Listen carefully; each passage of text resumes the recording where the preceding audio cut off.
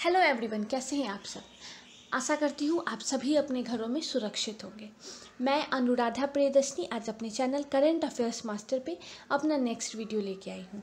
ये वीडियो है important international boundary lines के बारे में।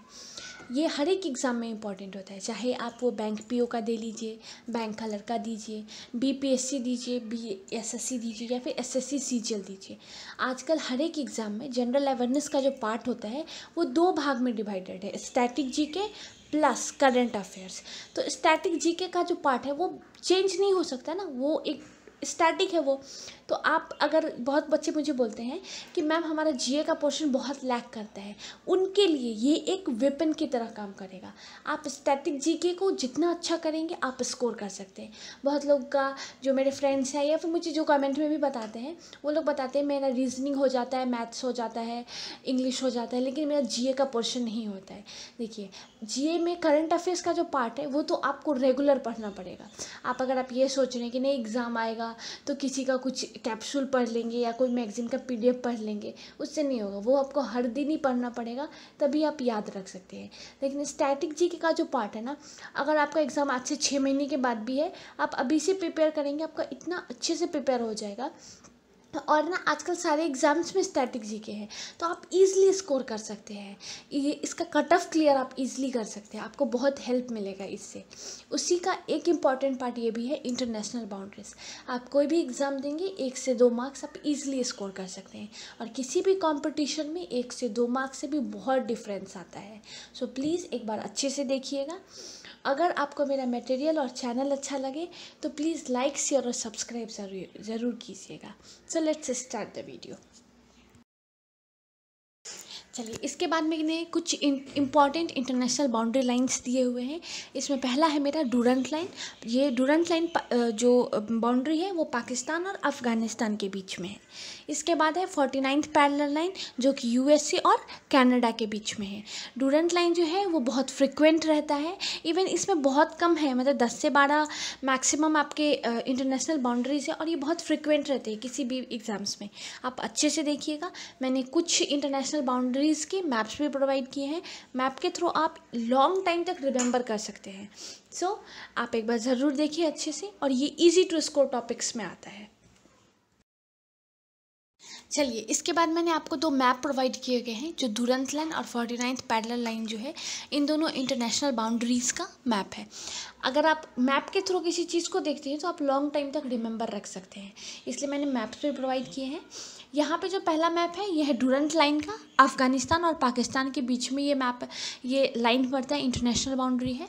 और नेक्स्ट जो है 49th पैरेलल इंटरनेशनल बाउंड्री, जो कि कनाडा और यूएसए के बीच में है। चलिए, इसके बाद हमारा एक और इम्पॉर्टेंट इंटरनेशनल बाउंड्री आता है, वो है मैकमोहन लाइन, जो कि इंडिया और चाइना के बीच में है। आप ऐसा भी कह सकते हैं कि ये तिब्बतन रीजन ऑफ चाइना और north eastern region of India के बीच में ये बाउंड्री लाइन है। इसके बाद है हमारा Maginot line. Maginot line France और जर्मनी के बीच में है। इसके बाद है 30th पैरेलल लाइन, ये नॉर्थ एंड साउथ कोरिया के बीच में है। ऑर्डरनेसी लाइन, ये जर्मनी और पोलैंड के बीच में है। इसके बाद one of the important border line आता है रेडक्लिफ लाइन, जो कि इंडिया और पाकिस्तान के बीच में है। इसके बाद है हमारा 24th पैरेलल लाइन, जो कि इंडिया और पाकिस्तान के बीच में है। चलिए, इसके बाद मैंने यहाँ पे फिर दो मैप प्रोवाइड किए हुए हैं। ये पहला मैप जो है वो 38th पैरेलल बाउंड्री लाइन का है, जो कि नॉर्थ कोरिया और साउथ कोरिया के बीच में है। इसके बाद का जो मैप है वो जर्मनी और फ्रांस के बीच में जो मैगिनॉट इंटरनेशनल बाउंड्री लाइन है, इसका ये मैप है। आप मैप के थ्रू ईजिली इसको याद रख सकते हैं कि कहाँ पे ये बाउंड्री लाइन है। इसके बाद का जो 2 मैप है ये मोस्ट इम्पॉर्टेंट में आता है। पहला रेडक्लिफ लाइन, जो कि इंडिया और पाकिस्तान के बीच में है। इसके बाद है ऑर्डरनेसी लाइन, जो कि जर्मनी और पोलैंड के बीच में है। चलिए, इसके बाद कुछ इंपॉर्टेंट इंटरनेशनल बाउंड्री लाइन है। इसमें आता है 17th पैरेलल लाइन, जो कि नॉर्थ वियतनाम और साउथ वियतनाम के बीच में है। इसके बाद है हमारा हिंडनबर्ग, जो कि जर्मनी और पोलैंड के बीच में है। ये भी बहुत इंपॉर्टेंट है और बहुत फ्रिक्वेंट रहता है एग्जाम्स में।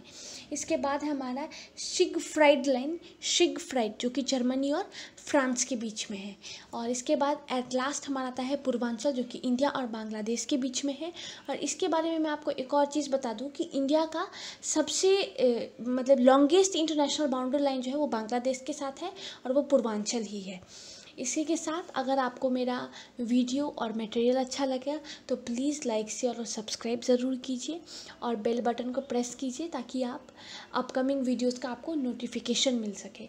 मैं ऐसे ही आपको static GK plus current affairs दोनों कवर कराने की पूरी कोशिश करूँगी ताकि आप मैक्सिमम जितना ज़्यादा हो सके आप एग्ज़ाम्स में स्कोर कर सके। अभी तो जितने भी एग्ज़ाम्स हैं सबका डेट आगे गया होगा, तो आपके पास टाइम अच्छा खासा मिल रहा है। इस लॉकडाउन में अच्छे से पढ़ाई कीजिए, अच्छे से कवर कीजिए टॉपिक्स को। और again and again static GK का जो पोर्शन होता है वो बहुत स्कोरिंग होता है। अगर आप उसको ध्यान से 1-2 बार भी पढ़ेंगे ना, आपका 25 में से 10 to 15 मार्क्स स्टैटिक जीके रहता है। और अगर आप 10 to 15 मार्क्स में अगर आप 10 मार्क्स भी स्कोर कर लेते हैं ना, तो आपका बहुत फ़ायदा होगा, क्योंकि किसी भी एग्ज़ाम में 1-2 मार्क्स से ही आपका कट ऑफ भी रह जाता है। तो प्लीज़ आप इस पोर्शन पे ध्यान दीजिएगा। मैं कोशिश कर रही हूँ कि मैं एज सुन एज सारे टॉपिक्स कवर कराऊँ। जितने करंट अफेयर्स के टॉपिक्स हैं वो भी मैं कवर कराने की पूरी कोशिश करूँगी। अगर आपको कोई भी टॉपिक पहले करना है या फिर मुश्किल हो रहा है तो प्लीज़ आप मुझे कमेंट में ज़रूर बताएं। मैं पर्सनली सारे कमेंट्स देखती हूँ और अगर मुझे लगेगा आपका टॉपिक जेन्युइन सा है, मैं अपकमिंग वीडियोस में कवर करूँगी। ओके, इसी के साथ इस कोरोना के टाइम पे आप भी सुरक्षित रहें, अपने परिवार के लोगों को भी सुरक्षित रखें। गवर्नमेंट की जो गाइडलाइंस हैं उसको फॉलो करें, बाहर ना निकलें। जो हमारे कोरोना वॉरियर्स हैं उनके लिए भी सुविधा रहेगा। इसी के साथ थैंक यू।